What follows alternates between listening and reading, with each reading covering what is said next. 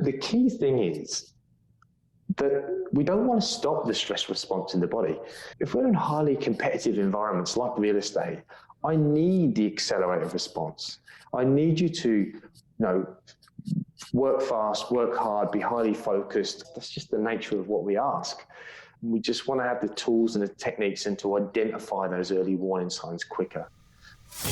You're listening to Elevate, the official podcast of Elite Agent for real estate industry sales professionals, property managers and leaders. With thanks to our partner Connect Now, Elevate brings you the best tools, thinking and strategies to elevate your results. To download your written action guide from this podcast containing extra tips, links and shortcuts, visit eliteagentelevate.com. And for more information about how Connect Now can make moving easier on your clients, visit connectnow.com.au. Here is your host, Samantha McLean. Welcome to another episode of the Elevate podcast, where we delve into some of the most interesting minds in business and in real estate for the very best tips and strategies for you to implement to elevate your business. I'm Samantha McLean, editor of Elite Agent and host of today's show. My guest today is stress scientist Chris Wilson. As the managing director of iPro Australia, Chris helps executives accelerate their performance while preventing the dreaded burnout. So Chris, welcome to the show. Nice to be here, Sam. Thank you. It's great to have you back in the studio. For our listeners out there who haven't met you yet, you were recently a coach on the LJ Hooker Accelerate program, but you and I have known each other for a bit longer than that. We were accountability buddies in another coaching program that we were doing. And fun fact, you also happen to be married to a real estate agent, which gives you a pretty interesting insight into the industry. I did. I married into real estate. Who would pick that one? From an outsider's perspective, what strikes you as unique about the way that agents work? Yeah, so the accent gives it away. We're Poms and we come over. So we took the opportunity to come to Australia, and Kate's 20 plus years in real estate in the UK, majority of that. And coming over here, it's a completely different animal. And you are a business under a brand, and the credit debit system and everything else was just a whole different landscape. And lots of agents that work under the same brand, but are all fighting in the same postcode for the vendors. So I think it's a fantastic industry. I really love it from an outsider point of view, but also I get to see behind the curtains and the dark side of what happens in sales, but also property management, because I've now worked with a few different agencies. So it's very much an industry of highs and lows, extreme highs and extreme lows. Yeah, and sales are like that. And, we've got COVID and that's a low and everyone panics. And all of a sudden we're in a rural regional town in South Australia. It's booming here, booming. House prices are going through the roof. 20 plus viewers on a property. That means like 14 people have just lost out. So there's demand and drive and momentum down here in the Florio. So it's great. So let's talk a little bit about what you do. You come from a coaching and mentoring background and you work with a bunch of elite performers. So who do you work with and what sort of strategies do you generally look at? When I work with real estate agents, I've worked with teams, I've worked with head offices. I've also worked with individuals who are either number one agents and want to keep driving and pushing forward and build a team around them, or you've got the inspirational emerging talent who has said, I really want to have a trophy in my hand and be a number one agent.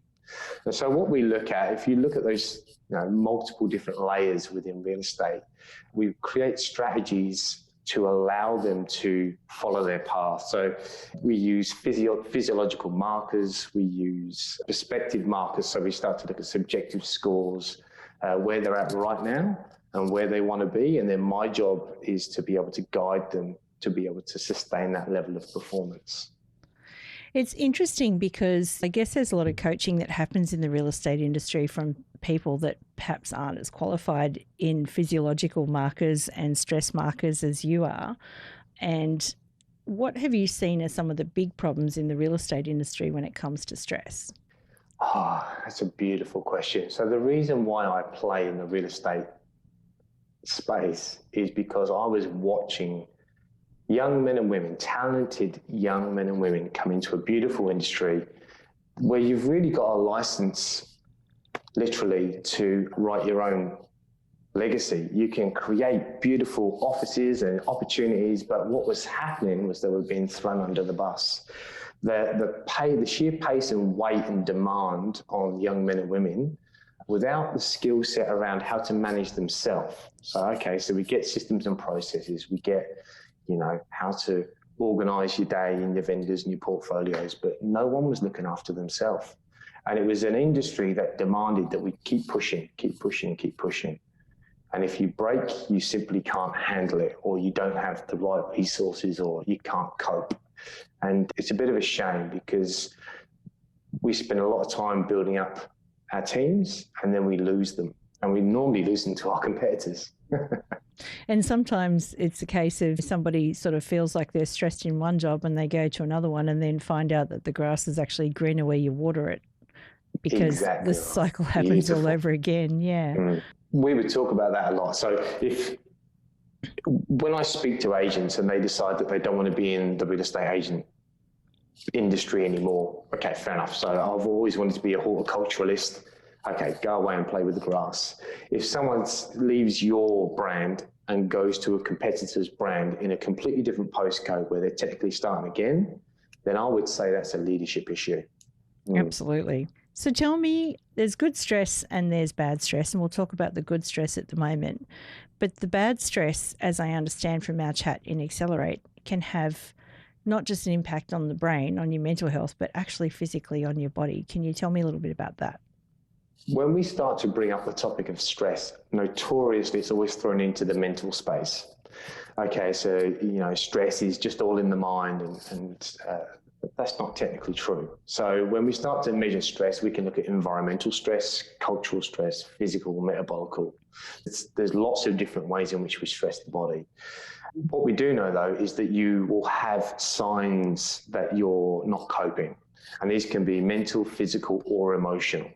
They're very subjective. So our triggers or our early warning signs could be completely different. Some people say to me, I start to sweat. Some people say to me, I grind my teeth. Some people say that I get really angry and snappy really quickly. And these are just different ways in which people start to learn about themselves and whether they're showing signs that they're starting to be overwhelmed. And so when you start showing the signs of being overwhelmed, like that's an outward sign, but what's actually going on inside? So what we have a system in the body which we measure. So if I said cortisol, most people would know that as the stress hormone. So we use biomarkers in the body to map your stress state. Let's stick with cortisol for now. If we can identify that you've got high levels of cortisol in the body, that's triggering a set of responses. For instance, the primary role of cortisol is to mobilize energy in the body. If we've got an increased amount, because that's for our fight or flight response, which most people would remember from high school. If we're accelerating the body like that, it's triggering a series of impacts and system changes that will allow us to cope with that fight or flight. Now, if we leave that untapped, we're constantly in a state of this accelerate in the body. And what that does is, in order for us to create the cortisol, we start to hijack and rob the body of other hormones, which can have a huge effect on our emotional and our mental health. So let's unpack that for a moment, because cortisol is, like you just said, cortisol is an activation hormone. So I'm guessing if I was an agent and I just pulled out the front of a house for an appraisal and I really wanted to get the listing, I would have a surge of cortisol in my body because I'm about to go into, I don't want to say I'm about to go into battle. I don't like using those words, but like I'm on display, I'm on show. What happens if that goes unchecked? Yeah. So one of the big things about real estate is that we're always on show. It's the visual piece, isn't it? Like, what's going on? Is there sold stickers on the board? Do they look the part? Which I believe is not technically helpful. And then when I go in, they're going to judge me. So there's a fear of judgment. And so there's lots of layers in that simple question. But when I sit outside the front of someone's house, if I start to have that accelerated response and it's left unchecked, you can actually go into a bit of a panic. I can confess to you right now, I sat outside the front of a huge corporate boardroom and I heard the CEO come out and go, oh, there's a guy out there, I'm not sure what he's going to talk about. I think it's something to do with stress. And I went into this anxious state and I forgot what cortisol actually done in the body. I went into a complete blind panic. I thought, oh no. So if we start to get that sensation, we get that rise, and we don't have tools and tips to be able to bring that down in a short, sharp manner, it can actually affect, well, whether we get the listing or not, because that's important to us. But also we can actually send our triggers in the body a lot quicker if we don't get on top of it. So what are some tips for bringing those stress levels down? If you've sort of recognized that you're feeling oh my God, I'm feeling a bit stressed here, what are some ways to handle that better? The most obvious one, which is available to all of us, and it's out there, lots of people talk about, is the power of the breath. And breathing, from a physiological point of view, you've got a link between your brain, your heart, and your gut, and that vagus nerve. And we've got detectors in our body that work out the oxygen levels. And so when we get anxious, we get a tightening, we get a vasorestriction, we get all these physiological things that are happening. So your breath, if you can do either a box breath or a 2 in, 2 out breath, something along the lines where we can start to control the oxygen levels, your brain goes, okay, we got this.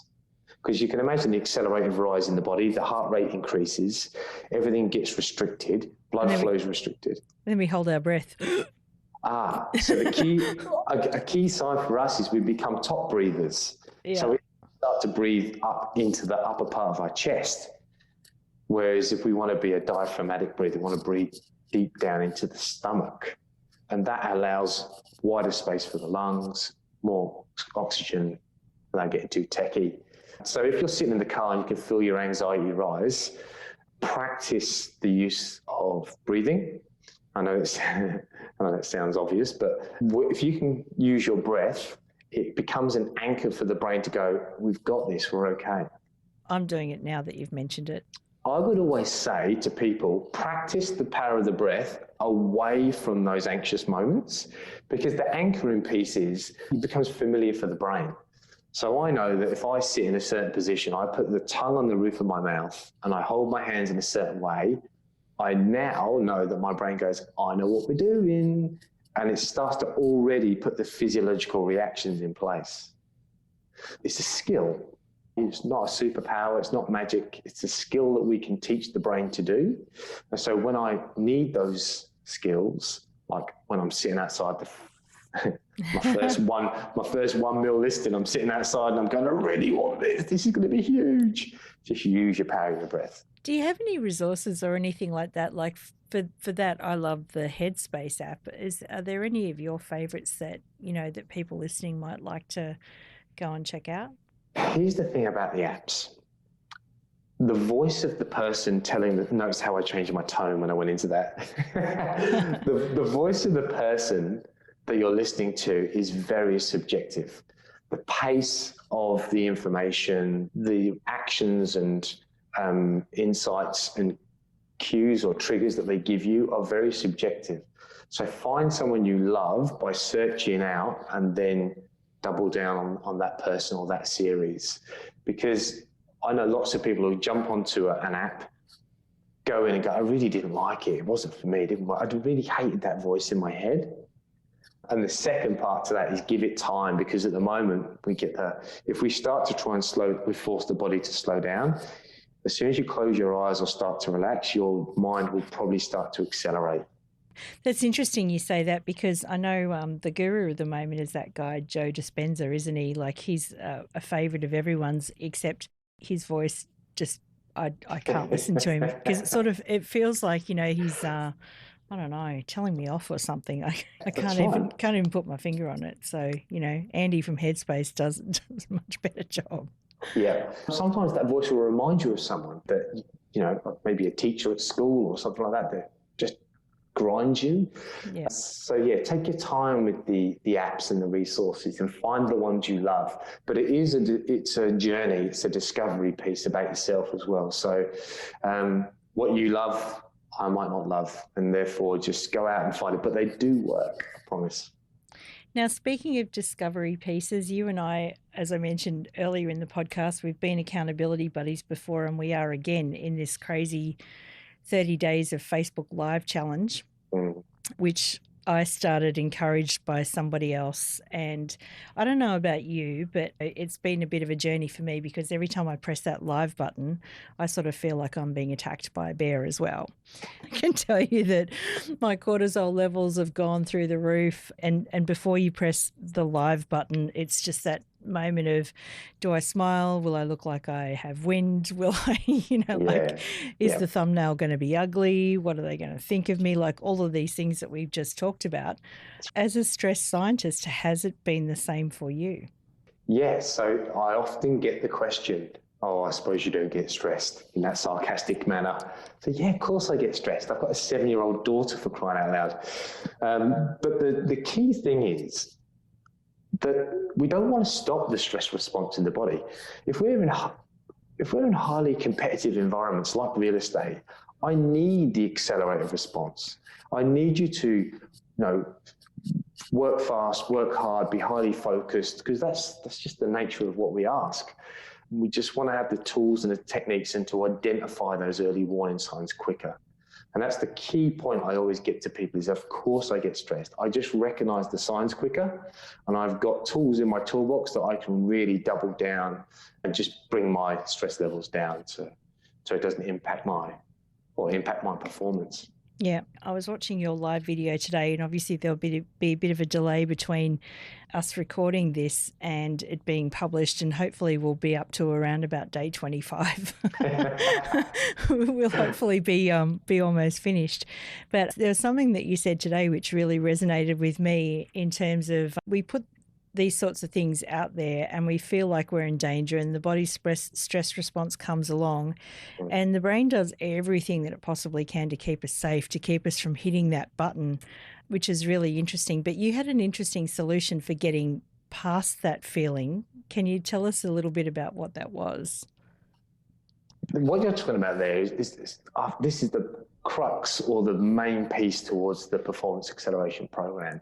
And it's the fact that this stress response is a bit archaic. It's an old system, and it actually contradicts against our new system in the front of the brain, which is all our complex executive functioning. So there's got this old system that drives this stress response. Now we don't have, saber-toothed tigers jumping out of bushes, or rarely do we have people that want to attack us anymore physically. No one's with, I understand there are issues out there and there are things to consider, but for the majority of us, we don't have people attacking us on a daily basis. So where does this drive response come from? And this fear of judgment and fear of being ostracized is very deep within every human. We need to be part of this tribe. We need to identify who we are part of and how we contribute to that tribe. And that fear of judgment piece is about us going, what will they think of me? Will I be thrown out? What if they find out that I'm not actually as good as I pretend to be? And we had this process about, where does my fear come from? Where does that stress level come from? What if they don't actually like me and they chuck me out? And that's a really big driver. And so one of the key things we always talk to people about is about, can you identify it within yourself? Can you stop and reflect to yourself and go, are you doing the right things? Are you saying the right things? Are you being true to yourself? And what's your mission? How much drive and how much do you want it? Because that can often override the fear factor. I believe you're talking about the locker room. Is that what you were suggesting? Yes. Yep. Yeah. So I've got a community called the locker room, and I call the locker room because it's another phrase we use for the ego. And ego in real estate is often perceived as big egos, but our ego has got one main job, and that is to keep us in our comfort zone. And so what we have to be able to do is we have to identify who our ego is. Just to confess to you now, what we do is we name our ego on the program, and we actually give our ego a picture. My ego's name is Graham, and it's like a health and safety worker. because I know that Graham is trying to keep me away from pushing my boundaries. And he's trying to say, look, Chris, come back. No, don't do it. What happens if A, B, and C happens? And so the locker room piece is about how big is your locker room and what conversations and topics are you telling yourself that's keeping you locked in that safe space? Because we know the only way we grow and the only way we can move forward is by expanding that locker room and to challenge ourselves. Yeah. And asking ourselves, is it really true? It's such a good question. Is what I'm thinking really true? So the acronym for fear, I don't think it's new, it's certainly not mine, but the false evidence appearing real is that whole fear piece. So where does the fear come from? Well, it's the stories we tell ourselves in our brain. And how true is it? Because half the things that go on in my head, I think things that I'm thinking, not things that everyone else is thinking. Yes, exactly right. And so in our imaginations in our brain, we tell ourselves this story about what might happen. And then when we reflect back on what did happen, we often focus on the negatives. My 7-year-old daughter will come home and I'll say to her, how was your day at school? She'll tell me the 3 top negative things that happened at school. Yeah. Yeah. It's actually the way your brain's wired, because your brain wants to focus on the negatives because that's what keeps us safe. I want to identify what gave me harm or gave me threat. And remember, harm is not physical, it could be mental and emotional. What's challenged me today, I need to identify that so I can store it in my brain for later. That's all it does, is it wants to identify what those negative things are to help us learn for the future. But what we can do is we can exaggerate that story and we can start to go into a negative spiral. So just check yourself, please. I was going to say, how do you get past that? Like, how do you stop that ruminating or spiraling or whatever? Like, what's a good checkpoint to get yourself out of that? Yeah, so what we end up doing is with a negative spiral, for instance, we might start in a space where, you know, in real estate, classically, we start to regress how much we push. I see agents that don't want to pick up the phone because they don't want confrontational calls anymore. I see people that don't want to go and do opens face to face because there's people there and that's confrontational. Door knocking. So, yeah, I don't want to put myself out there because they've had a couple of negative experiences and then that is now regressed and they've convinced themselves that all experiences moving forward are going to be the same. Unfortunately, the only way you're going to get around that is by pushing through and exposing yourself to new experiences. This is why you and I must press on to day 30. That's right. So let's talk routine, because a lot of people say that routines are helpful in handling and managing stress. What sort of a routine of a morning would set you up for like a nice, calm, measured kind of day? So I've got, we've got layers. So if we talked about periodization in sport, that makes sense. So we map macro, meso, and micro cycles. In real estate, or we've got different jargon or terminology for it. But what I try and create is a rhythm. And that rhythm allows me to know what I'm doing and how much energy I need for that. And it gives me a sense of control. So my typical, I'd map my week out about what I want to achieve. I don't map it out. There's a negative twist. I don't map it out minute by minute. I need flexibility in my time. For instance, today I'm in a random room that I didn't plan to be in, but here I am, we made it. What I do then is I figure out what I need to include in my day to set my best day up. For instance, I've got to get up. I love to exercise. That's how I start my day. Not everyone's a morning person, but that's just me. And then I need to eat because that's a priority for me. I know some people who start their day anxious often suppresses your appetite. So people say to me, I can't eat in the morning. And that's a key indicator for me that they're not in control yet. Having said that, a lot of people are fasting at the moment as well. That's throwing a few curveballs out. So yeah, I set my day up because I'm a little bit selfish in the morning and I have what I call the non-negotiables. I need some exercise, I need some fuel, I need to then allocate time in my day to map my day out. what I wanted to do at the beginning of the week is completely different now because things change constantly. And then I go in and I make sure that I'm getting my daily dose. We can talk about dose if you like, but dose is dopamine, oxytocin, serotonin, and my endorphins.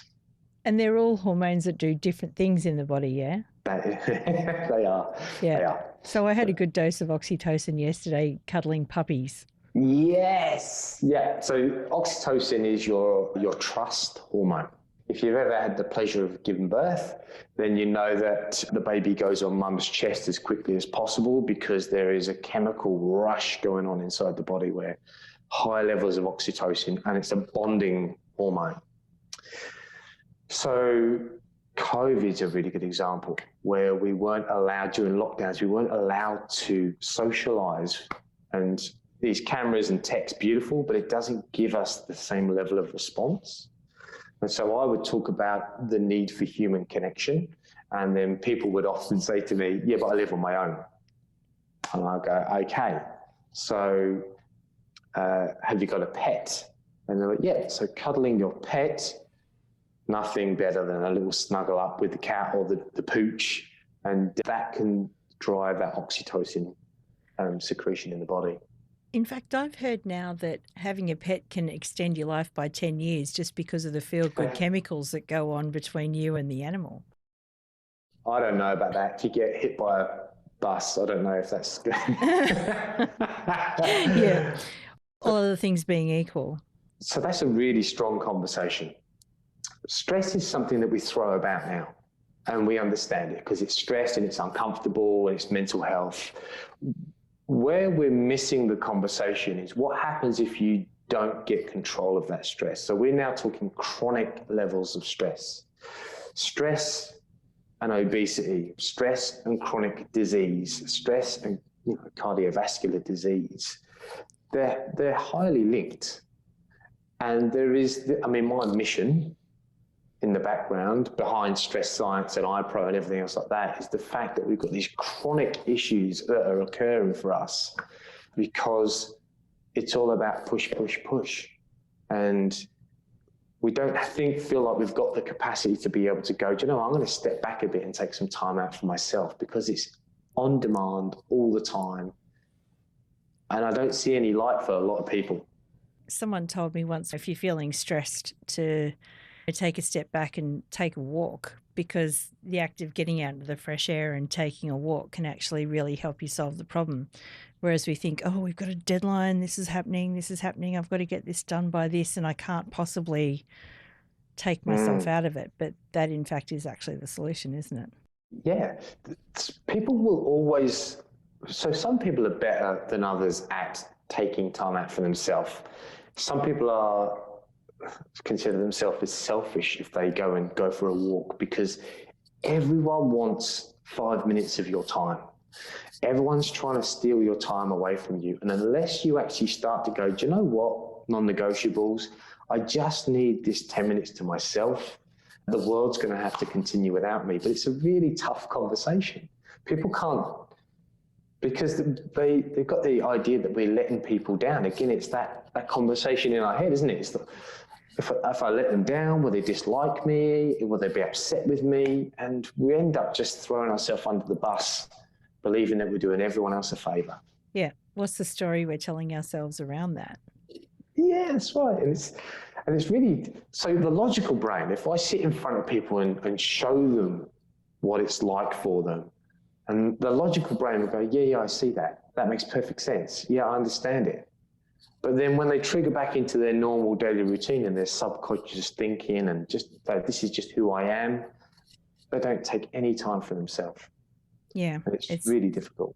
And really, really, really important. Before we summarise, let's talk about sleep too, because I remember in Accelerate you talked about the nighttime routine being as critical as the morning one.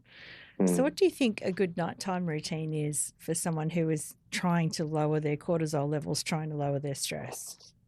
Sleep and the sacrifice of sleep is where we feel we're getting time back.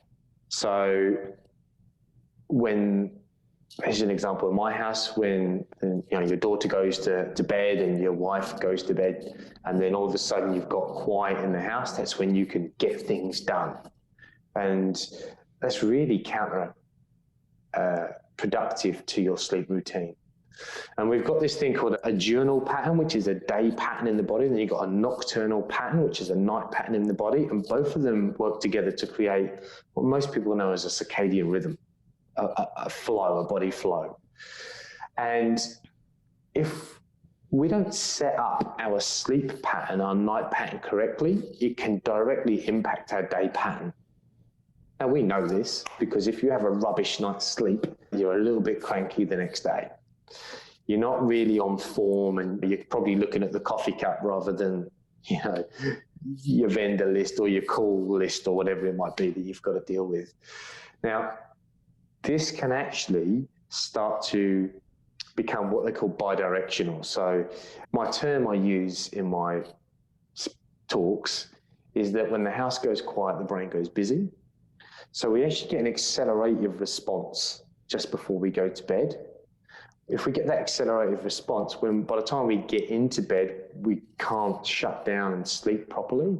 And then we get this poor quality of sleep, which means when I wake up in the morning, I feel more tired, which actually means that I negatively stress a lot quicker.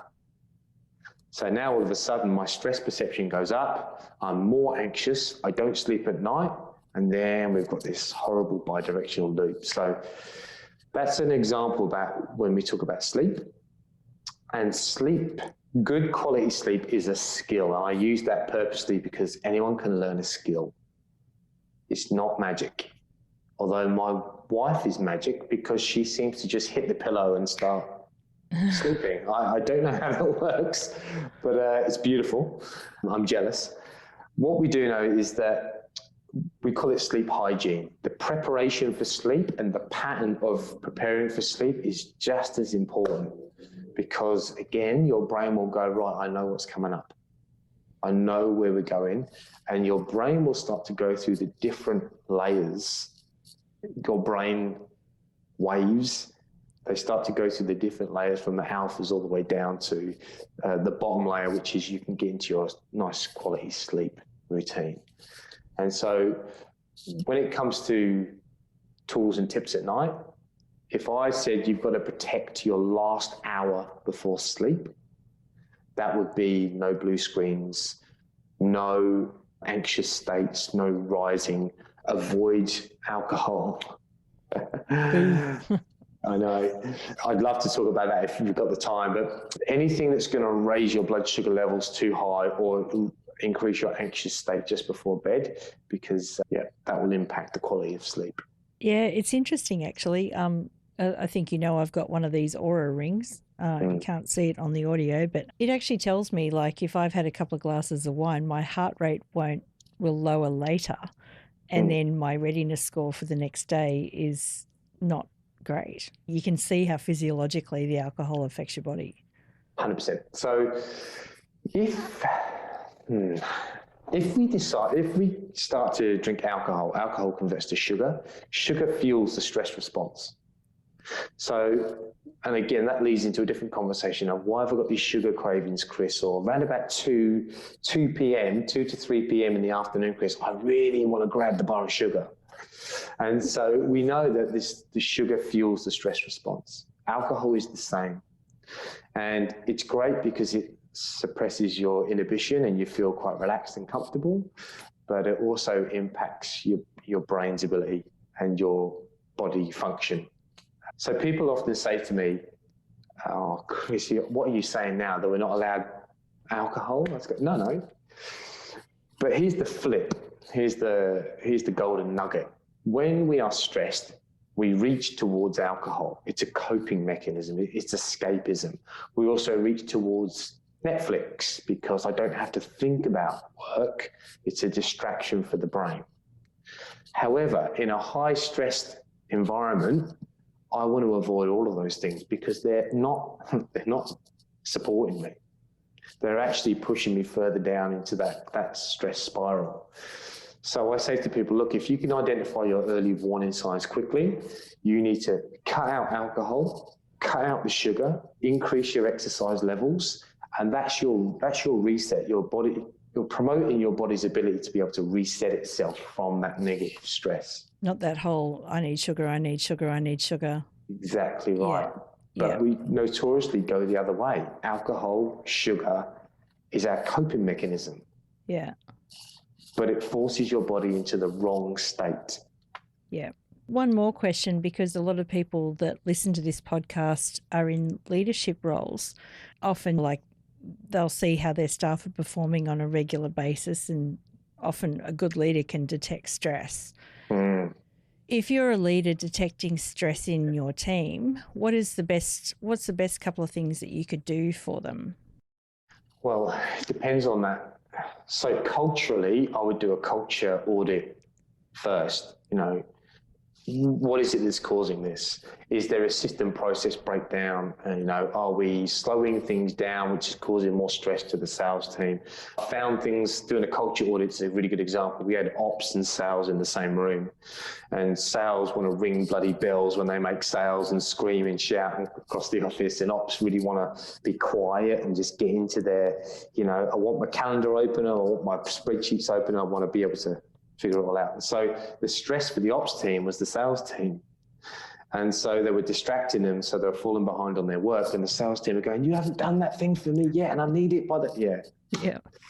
So there's a really short example about why a culture audit is probably the key. The second thing is, look, let's start the conversation. So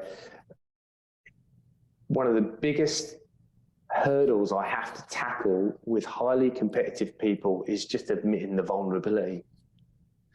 And the beauty about what I do with the physiological testing is that people say to me, nah, all good, yeah, all good, great. And I go, but your profile's not showing me that. And I've just completely knocked down the wall. Yeah, you're right, I'm not sleeping at night. I'm getting anxious. I'm really struggling. Like, I'm getting snappy with the kids at home. And that's really just a way to identify or to be able to drop down the barrier and admit that you're struggling and you've got vulnerability. And as a leader, we should be able to have that dialogue, because remember, we've talked about it several times today. A fear of being judged or a fear of appearing weak is very real for all of us. So if I'm supposed to be this strong, successful individual, I'm going to find it very, very difficult to admit that I'm struggling. So good leaders, quality leaders will go, come on, let's just go for a quick coffee and let's have a chat. What's going on for you right now? And those constant checks means that we get a very good temperature feel about how the team's traveling. And I love that tip about a culture audit as well, because I think sometimes, our general reaction is to look at someone who we think is a little bit stressed and sort of go, okay, go home for the day, go and put your feet in the sand, all of the things that we've talked about. But actually, you're taking that up a higher level to say, well, that's just this, that's fixing the symptom, but that's not actually fixing the root of the problem.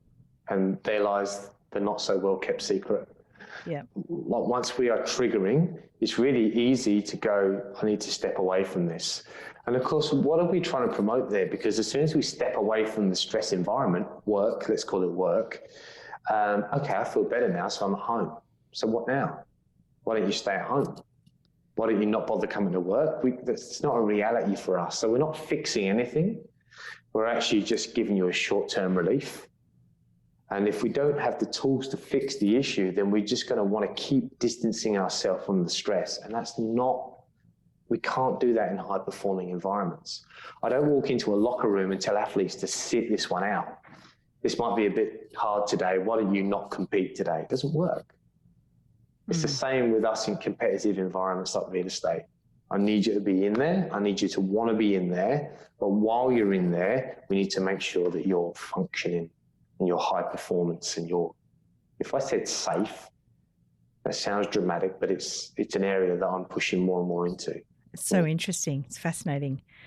So, Chris, I want to thank you for hanging with me again today and sharing some of your knowledge with our listeners. It's been amazing.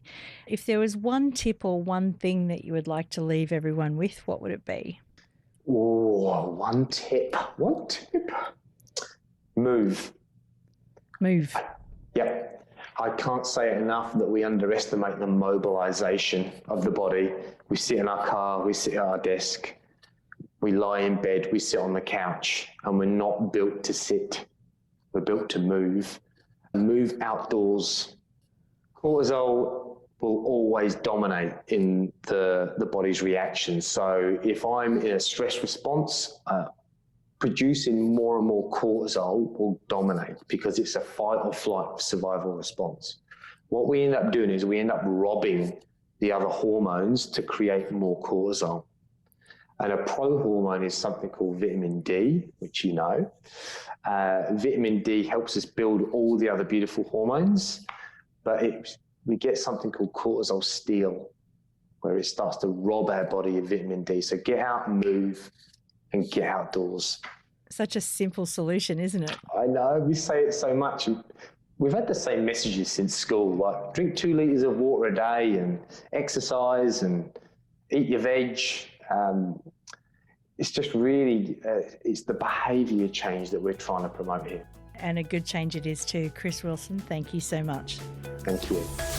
We hope you enjoyed this episode of Elevate with thanks to connectnow.com.au. Don't forget to download your written action guide from this podcast containing extra tips, links and shortcuts. Visit eliteagentelevate.com.